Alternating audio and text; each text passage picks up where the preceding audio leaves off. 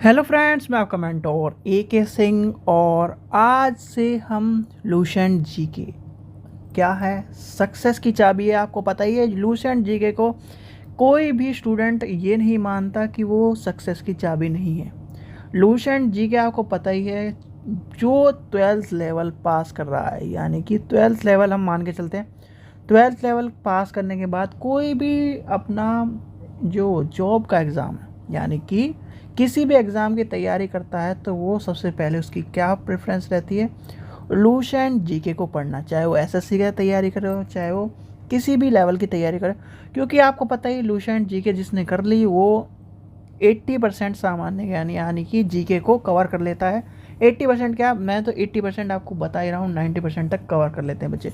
Lucent पढ़ पढ़ के बच्चे बहुत सारे पास हुए हैं और उनकी पहली पसंद, यानी कि आज भी वो किसी को अच्छा नहीं मानते और मानते हैं तो सिर्फ और सिर्फ लुसेंट को। क्यों? क्योंकि लुसेंट ने उनका विश्वास जीता है, लुसेंट ने उनको नौकरी दिलाई है और लुसेंट ही एक ऐसी बुक मानी जाती है जिसके द्वारा हम सारे जीके को कवर कर सकते हैं, चाहे वो छोटे जॉब के लिए हो, चाहे वो बड़ी जॉब के लिए। इसलिए आज से हम क्या करेंगे, लुसेंट जीके को तैयारी करेंगे। क्योंकि देखिए, सीटेट के आज आ गया है नोटिफिकेशन, यूपी टेट का कोई अता पता नहीं है और कोई भर्ती निकल नहीं रही है। तो अगर हम देखिए SST वाले, और हम किस फील्ड में, टीचिंग फील्ड में भी आपको पता ही है जीके के इम्पोर्टेंट है। और आर्ट्स वालों के लिए या फिर साइंस वालों के लिए या फिर कोई भी मान के चलिए जीके, आपको पता ही जीके बच्चे जीके से ही डरते हैं। और अभी जो KVS के एग्ज़ाम हुए हैं उनमें जीके के बच्चे परेशान हुए। तो जीके भी पता होनी चाहिए, तभी तो आप तुक्का भी अच्छी तरह मार पाओगे, 50-50 तो खेल पाओगे अच्छी तरह से। तो इसलिए सभी एग्ज़ामों के लिए, चाहे वो UPSC हो, UPSC वैसे इस लेवल पे पूछता नहीं है, UPSC का एग्ज़ाम आपको पता ही किस लेवल पे, पर हाँ UPSC का जो लेवल है उसमें कहीं ना कहीं एक आध नंबर में चला जाता है कि ये चीज़ें कहाँ से क्लैश हो रही हैं। जैसे आपसे बहुत सारी चीज़ें बौद्ध के ऊपर है, जैन के ऊपर है, ये सब चीज़ें जब लाइन बाय लाइन जीके पढ़ोगे तो वहाँ पर जो कथन वाले क्वेश्चन आते हैं, वहाँ पर SSC हो गया, स्टेट की PCS हो गए, तो वहाँ पर आपको काम आएगी। तो इसलिए जीके को, यानी लुसेंट जीके को पढ़ना भी हमारे लिए आवश्यक है। तो चलिए समय व्यर्थ न करते हुए आज से हम करेंगे लुसेंट जीके की तैयारी। किसके लिए? सक्सेस की चाबी है क्या लुसेंट जीके? क्या है सक्सेस की चाबी? चलिए आगे चलते हैं। सबसे पहला आज हमारी क्लास है, पहली क्लास है, क्योंकि अब आपको कंटिन्यूसली लुसेंट की क्लास ही मिलेंगी और उसके बाद फिर सीटेट की क्लास मिलेंगी। और अभी रितु मैडम ने और मैंने ये डिसाइड किया है, जब तक आपका कोई भी एग्ज़ाम नहीं हो रहा है, यानी कि कोई भी एग्ज़ाम आपको कंडक्ट नहीं कराया जा रहा है, तो सभी बच्चों को ओल्ड पेपर सारे, यानी कि टीचिंग रिलेटेड जितने भी एग्ज़ाम है, लाइब्रेरी रिलेटेड, टेट रिलेटेड, सारे के सारे आपको पेपर्स दे दिए जाएँ। ओल्ड पेपर आपको सारे के सारे एक दिन आपको पेपर कराया जाए। यानी कि जैसे आज का दिन मान लीजिए कोई पेपर है, तो आज के दिन पेपर, राजस्थान का पेपर राजस्थान के पेपर, बिहार का पेपर है बिहार के। तो इससे क्या होगा, जैसे ही आपके पेपर के, यानी कि कोई बच्चे देखिए, बच्चों को जॉब का टाइम तब समझ में आता है जब वो क्या करते हैं, उसका नोटिफिकेशन आ जाता है। एक तरह से मोटिवेशन, कोई भी हो मोटिवेशन तभी माने जाते, नहीं तो रोज़ पेपरों में निकलती है, आज इसकी भर्ती निकली, आज इसकी भर्ती निकलने वाली है, आज सरकार ने ये कर दिया, तो बच्चा इतना मोटिवेट नहीं होता। जिस दिन उसका नोटिफिकेशन निकल जाता है तो वो एक तरह से अंदर से मोटिवेट हो जाता है, और अंदर से जब मोटिवेट हो जाता है तो बच्चा एक रात की जगह, यानी कि एक रात में वो 10 घंटे पढ़ता था, तो वो उसको बढ़ा देगा। यानी कि 10 घंटे तो मैंने बहुत कह दिया, 10 घंटे तो UPSC वाला भी नहीं पढ़ता। तो वो एक तरह से क्या होता है, अंदर से उसको इफेक्टिव, यानी इंटरनली मोटिवेशन मिल जाता है। तो इसलिए हम यही प्रयास करके चल रहे हैं कि आप थोड़ा आपको ओल्ड पेपर से आपको पता चल जाए कि पैटर्न किस तरह का आया। ओल्ड पेपर याद हो जाएंगे तो आपको ये भी टेंशन नहीं रहेगी कि हाँ फिर दोबारा हमें ओल्ड पेपर की तैयारी करनी पड़ेगी। ओल्ड पेपर याद हो गए, और आपको पता ही है ओल्ड पेपर का कितना महत्व होता है, चाहे वो कोई भी पेपर हो, चाहे वो SSC का पेपर हो, UPSC का पेपर हो, BPSC मतलब स्टेट का PCS का पेपर हो, नॉर्मल पेपर हो टीचिंग का, भाई सीधी सीधी बात है, 100 में से एक क्वेश्चन किसी ना किसी, अगर क्वेश्चन नहीं मिलेगा तो पैटर्न मिलेगा। और बड़े लेवल में पैटर्न मिलता है और छोटे लेवल में क्वेश्चन भी मिलते हैं। ठीक है, जैसे एसएससी में बहुत सारे क्वेश्चन है, मैथ्स के क्वेश्चन है, एज इट इज़ रिपीट भी होते हैं, पर बच्चे क्या करते हैं, उसमें लगे रहते हैं। जो स्मार्ट बच्चा होता है ना, तो वो क्या करता है, पहले से ओल्ड पेपरों की तैयारी करके रखता है, ओल्ड पेपर से उसे घिस देता है पूरे दिमाग को अपने, ये ओल्ड पेपर में ये क्वेश्चन है, अच्छा ये ट्रिक ऐसे ऐसे ऐसे ऐसे, इससे ये निकलेगा। फिर जब जैसे ही बैठा उसके मिनटों में निकल जाते हैं। क्यों, 1 घंटे एसएससी क्यों कराता है, 1 घंटे में क्वेश्चन क्यों कराता है, उसे पता है भाई। उसे क्या चाहिए, बिल्कुल एकदम क्विक माइंड वाला बच्चा चाहिए। और खासकर मैथ तो आपको पता ही, मैं तो इंग्लिश पूछता जाता रहूँ। चलिए, तो आज की पहली क्लास किसके ऊपर है, आज पहली क्लास लेके चलते हैं। पहली क्लास है हमारा भारतीय इतिहास, यानी कि भारतीय इतिहास के ऊपर आपका पहला चैप्टर है लुसेंट जीके का, और उसी को देखेंगे हम। भारतीय इतिहास के बारे में आपको पता ही है, ये उत्तर हिमालय से लेकर दक्षिण के समुद्री तट तक फैला हुआ है, और ये महाद्वीप जो है भारतवर्ष के नाम से ज्ञात होता है।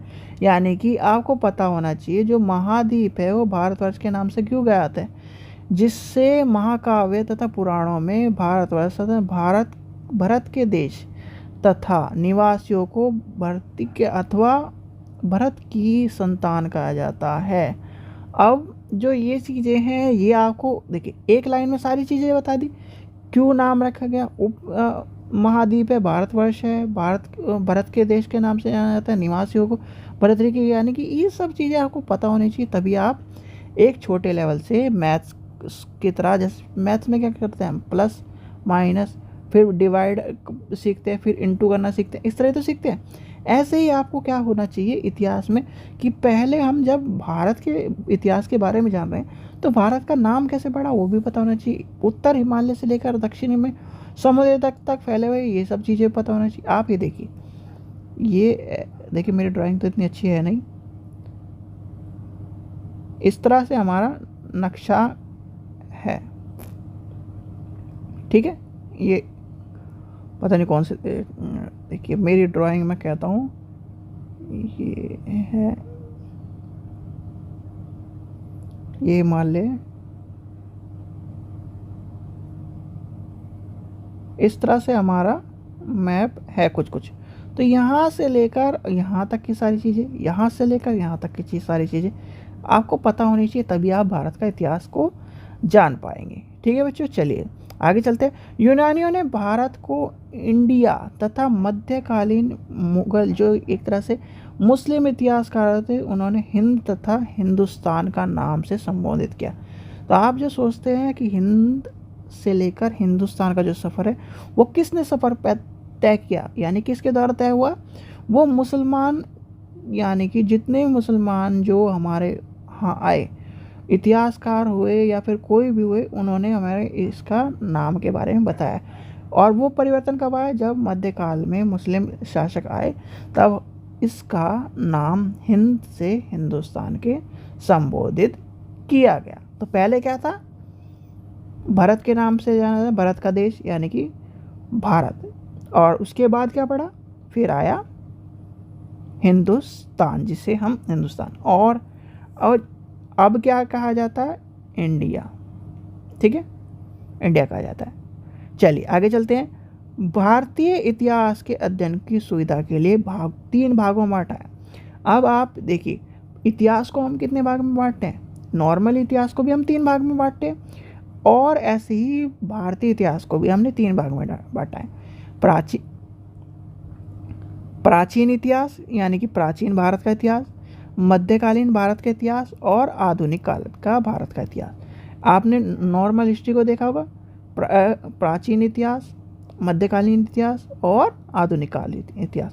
आधुनिक कालीन इतिहास आपको पता है कब से आता है, जैसे ही आपका जो मुग़ल एम्पायर का टाइम होता है उसके बाद से सारा मॉडर्न एज आ जाती है। और मॉडर्न एज में भी आपको कुछ टाइम में मुग़ल भी मिलते हैं, जब 1857 वाले रिवोल्ट वाले टाइम पे जब हम मुग़ल्स को पढ़ते हैं न्यू यानी कि आधुनिक भारत में। चलिए आगे चलते हैं। सबसे पहला आता है प्राचीन भारत, यानी कि प्राचीन भारत का इतिहास। प्राचीन भारत के इतिहास के सबसे पहले आता है, हम किसी भी चीज़ को तब कैसे जानते हैं, यानी कि आपका घर है, आपका घर, आपको पता है कि मेरा घर यहाँ पर इस लोकेशन पर है, और आपके बच्चे जो हों या फिर उनके बच्चे जो हों, उनको कैसे पता लगेगा कि हमारे दादा दादी कैसे रहते थे या फिर किस तरह रहते थे। तो उसके लिए क्या होते हैं, बहुत सारे प्राचीन स्रोत होते हैं जिसे कहते हैं, यानी कि सबसे हमारे जो इम्पोर्टेंट चीज़ होती है मानी जाती है प्राचीन भारतीय इतिहास के स्रोत, और इस स्रोत के द्वारा ही हम चीज़ों को ज्ञात करते हैं। यानी कि कोई भी चीज़ हो, चाहे आप सुई ले लीजिए, चाहे पहले के लोगों के घर ले लीजिए, चाहे गाय ले लीजिए। अब आप ये कहते हैं कि डायनासोर रहते थे, आपने देखे डायनासोर? नहीं देखे। हमें कैसे पता चला? डायनासोर का साक्ष्य जब पता चला, उसकी हड्डी मिली, उसके साक्ष्य मिले, तभी तो हमें पता चला। सॉरी भाई, जब हम उसे डायनासोर के बारे में पता चला या फिर उसके स्रोत के बारे में पता चला, तभी तो हम कह सकते हैं कि डायनासोर भी होते थे। तो क्या है, प्राचीन भारतीय इतिहास के विषय को जानने के मुख्य 4 स्रोत हैं। स्रोत कौन कौन से हैं? धार्मिक ग्रंथ, ऐतिहासिक ग्रंथ, विदेशियों द्वारा विवरण और पुरातात्विक साक्ष्य, यानी पुरातात्विक संबंधित साक्ष्य। धार्मिक ग्रंथ क्या होते हैं? जो किताबें धर्म द्वारा लिखी, तो ये क्या है, जो धर्म द्वारा लिखी। और धार्मिक ग्रंथों में कौन कौन से हैं? चलिए आगे पढ़ते हैं। धार्मिक ग्रंथों में कौन से? धार्मिक ग्रंथ ऐतिहासिक ग्रंथ में मिलने वाली महत्वपूर्ण जानकारी कौन सी होती है? सबसे पहला है, भारत में सर्व प्राचीन धार्मिक ग्रंथ वेद हैं। याद रख लेना, सबसे पुराने जो लिखे गए जो चीज़ें हैं वो वेद माने जाते हैं, जिसका संकलन करता तो कौन है? संकलन करता महर्षि कृष्ण देवपायन व्यास, यानी कि वेद व्यास जी को माना जाता है।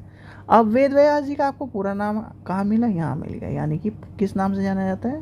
हर्ष कृष्ण एक नाम। तो आपको ये पता चल गया। अब वेद कितने हैं? वेद हैं हमारे 4। कोई आपसे पूछे कि आपके वेद कितने हैं, यानी कि भारतीय इतिहास में धार्मिक ग्रंथों में वेदों की संख्या क्या है? जैसे कि सीटेट यूपीटेट में भी क्वेश्चन आता है, नॉर्मल पेपरों में क्वेश्चन आता है, कई बार जो छोटे एग्जाम होते हैं स्टेट में भी कई बार पूछा गया है। तो वेद कितने हैं? 4। सबसे प्राचीन वेद कौन सा है? ऋग्वेद। तो वेदों की संख्या क्या है? 4। और 4 वेद कौन कौन से? ऋग्वेद, यजुर्वेद, सामवेद, अथर्ववेद। तो आपसे ये क्वेश्चन पूछा गया है, तो इसलिए आपको कहता हूँ कि लूसेंट भी पढ़नी जरूरी है। चलिए, सबसे पहले आता है ऋग्वेद। ऋग्वेद की कहानी को पढ़ते हैं। ऋग्वेद की कहानी में क्या दिया गया है? ऋग्वेद की कहानी में क्या, अब आता है ऋग्वेद के बारे में, यानी ऋग्वेद में क्या। चलिए, सबसे पहले जो हमने पढ़ना है ऋग्वेद के बारे में पढ़ना है। तो ऋग्वेद में क्या क्या है? ऋचाओं के क्रमबद्ध ज्ञान के संग्रह को वेद यानी कि ऋग्वेद का है। अब सबसे पहला क्वेश्चन, यानी कि हमारा ये क्वेश्चन आता है कि ऋचाएँ क्या होती थी? जो वैदिक काल में जो मंत्र गाकर या पढ़कर पढ़े जाते थे उन्हें कहते थे ऋचाएँ। यानी कि आपके दिमाग में जो ये आता है, यानी चलिए यहाँ लिख लेते हैं हम, वैदिक काल में जो मंत्र गाकर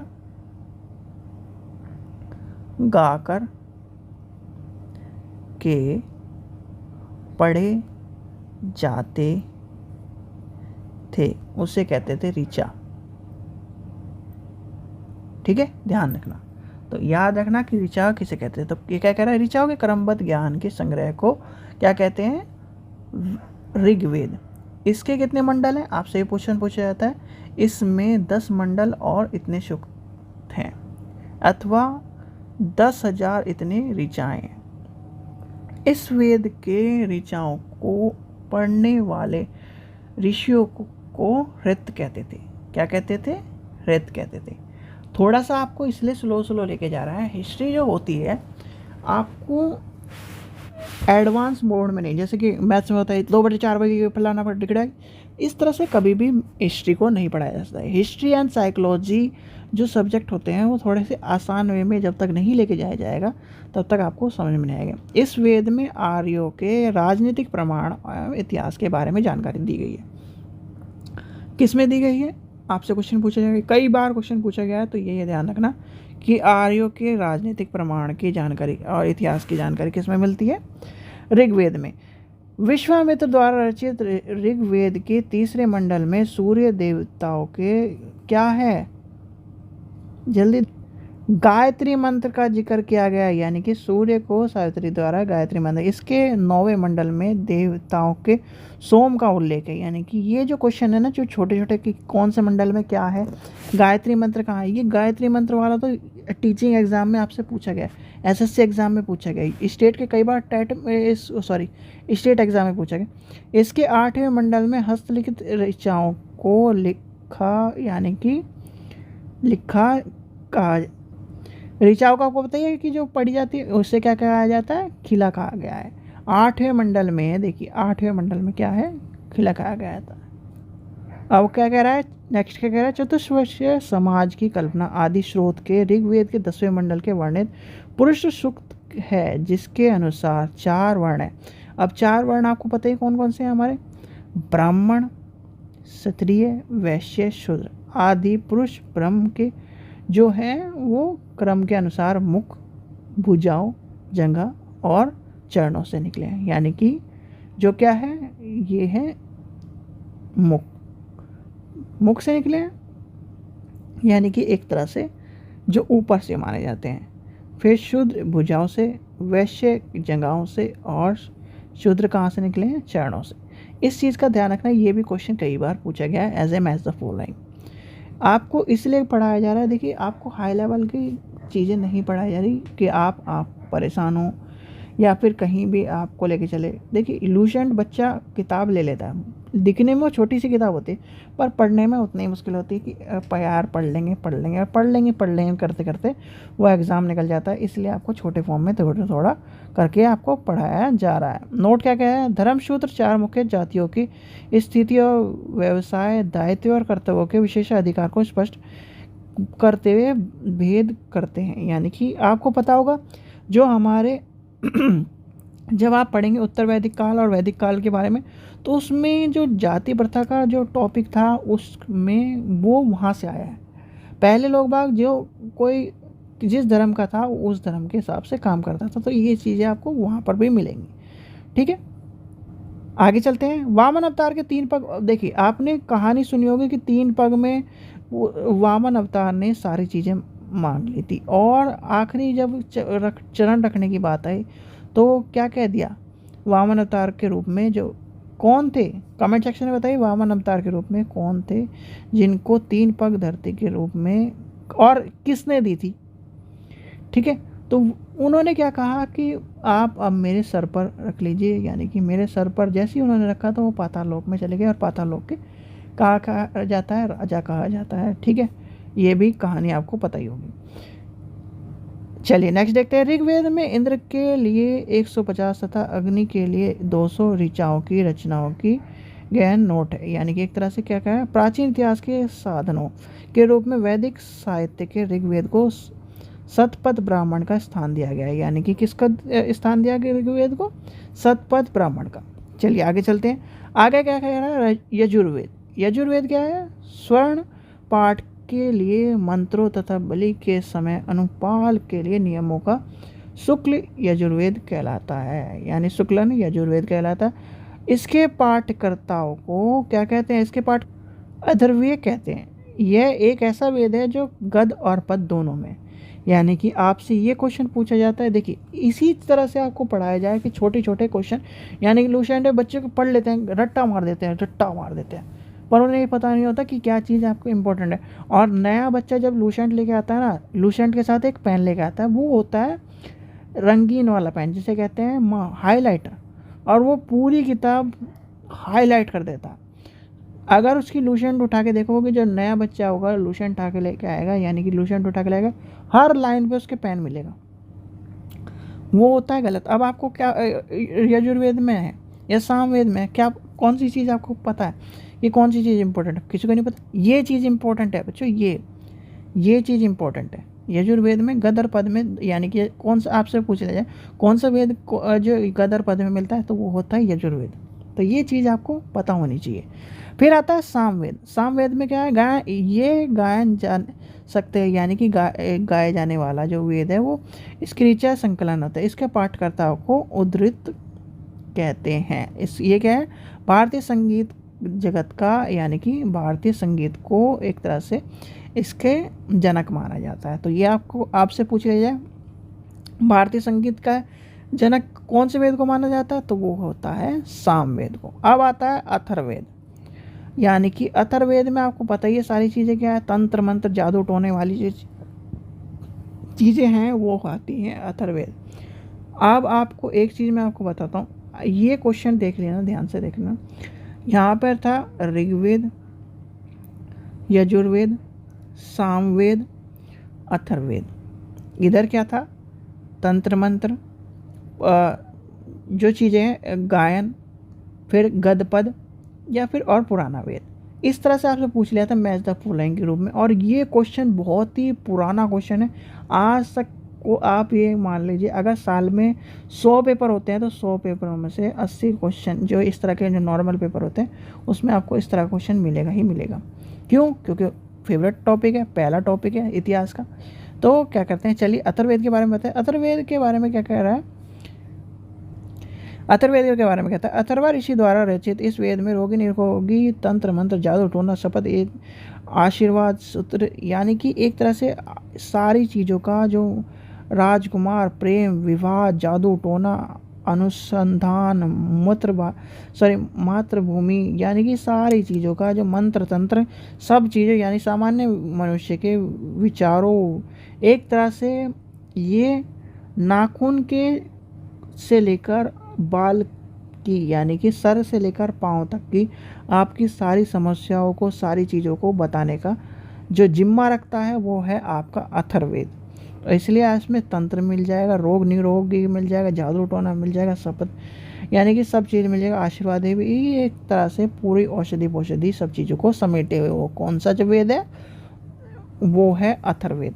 इसमें क्या होता है, इसमें सभा समिति, यानी कि आपको जो एक सभा समिति की जो प्रजापति की 2 पुत्री के बारे में बताया गया है। ये क्वेश्चन भी बहुत इंपॉर्टेंट है कि कौन से वेद में गया, ये है कई बार पूछा गया। सभा समिति जो प्रजापति की जो 2 पुत्री हैं उनके बारे में किस वेद में बताया था, अथर्ववेद में बताया। ये सबसे प्राचीन वेद, यानी कि इससे प्राचीन वेद ऋग्वेद और सबसे बड़ा वेद अथर्ववेद है। यानी कि याद रखना जो सबसे प्राचीन वेद कौन सा है, वेदों में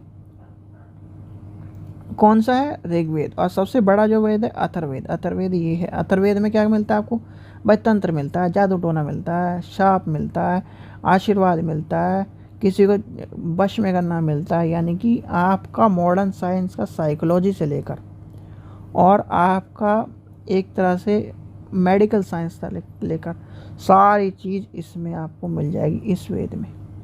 भाई औषधि विज्ञान सब चीज़ें भी तो मिल, ठीक है बच्चों। तो ये चीज़ थी, यानी कि हमारी जो पहली क्लास थी हमें इसमें सिर्फ और सिर्फ छोटी चीज़ जानने की। तो आपको आज क्या जानने को मिला भाई, सबसे पहले तो आपको पता होना चाहिए कि हमारे जो भारत का इतिहास है वो कहाँ से लेकर, यानी कि उत्तर के हिमालय से लेकर यहाँ तक आपको फैला हुआ मिल गया। इंडिया का नाम क्यों पड़ा, हिंदुस्तान क्यों पड़ा, हिंदुस्तान आपको किसने दिया, मुसलमानों ने दिया। जब क्या नाम मध्यकालीन इतिहास, यानी कि भारत में जो, यानी इंडिया में जो मध्यकालीन, यानी यूरोप से भारत की ओर इंडिया तथा मध्यकालीन मुसलमान इतिहासकारों ने, या फिर एक तरह से जो मुसलमान आए उन्होंने क्या नाम रखा, हिंदी लोग, हिंदी से हिंदुस्तान बन गया और फिर ये सब चीज़ हिंदुस्तान के नाम से बढ़ गई। फिर प्राचीन इतिहास में आपको पता ही 3 चीज़ आ गई। फिर आपका प्राचीन इतिहास में हमारा प्राचीन भारत के इतिहास के हमें स्रोत के बारे में बताया, धार्मिक ऐतिहासिक ये सब चीज़ें पढ़ी। फिर हमने आज क्या पढ़ा, उसके जो 4 जो स्रोत हैं, धार्मिक स्रोत में कौन कौन से, धार्मिक ऐतिहासिक स्रोत के बाद फिर हमने ऋग्वेद, यजुर्वेद और सामवेद। आपको पता ही है, आप सबसे बड़ा प्राचीन और सबसे बड़ा ये आपको मैंने बताया था, ये आपको पता होना चाहिए।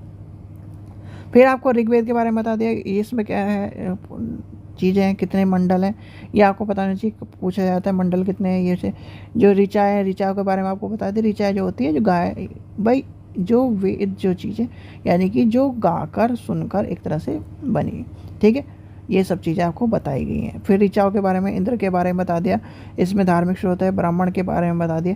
ये सब चीज़ें आपको 8वें मंडल में क्या मिलता है, 9वें मंडल में क्या मिलता है, ये सब चीज़ें आपको पता होनी चाहिए, क्योंकि ये क्वेश्चन आपको मिलते ही मिलते हैं। लूसेंट का मतलब ये नहीं है कि आपने किताब पढ़ ली और आपको फिर भी पता नहीं है कि क्या इंपॉर्टेंट है। फिर आपको गद्यपद के बारे में कौन सा इंपॉर्टेंट है, गद्यपद का कौन सा है, ये है गद्यपद वाला यजुर्वेद। सामवेद क्या है, संगीत का वेद है, ठीक है। अथर्ववेद क्या है, सभी चीज़ों का बाप क्या है, वो है अथर्ववेद। यानी कि प्रेम के बारे में जानना है, अथर्ववेद खोल लो। विवाह के बारे में जानना है, अथर्ववेद खोल लो। औषधि के बारे में जानना है, अथर्ववेद खोल लो। तंत्र मंत्र जानना है, अथर्ववेद खोल लो। जादू टोना जानना है, अथर्ववेद खोल लो। आशीर्वाद के बारे में जानना है, अथर्ववेद खोल लो। विश्वास के बारे में, अंधविश्वास के बारे में जानना है, अथर्ववेद खोल लो। यानी कि एक तरह से सभा समिति की जो प्रजापति की दो पुत्री थी, उनके बारे में किसमें बताया गया। ये सब चीज़ें आपको मिलती हैं अथर्ववेद में। और आपको बता दिया गया है जो सबसे प्राचीन प्राचीन वेद कौन सा है, ऋग्वेद, और सबसे बड़ा है अथर्ववेद। ध्यान रखना, ठीक है बच्चों। तो आज की जो शुरुआत थी, यानी कि हमें किसकी शुरुआत करनी थी, लूसेंट की शुरुआत करनी थी। और लूसेंट की अब आपको रेगुलर की क्लास मिलती रहेगी। रेगुलर का मतलब ये है जिस दिन आपकी लूसेंट ख़त्म होगी आपको तब तक आपको अब क्लास मिलती रहेगी। यानी कि लूसेंट आपको पूरी करवा जाएगी। इतिहास, भूगोल, नागरिक शास्त्र और अर्थशास्त्र, कंप्यूटर और जो साइंस के टॉपिक हैं वो कराएगी रितु मैडम।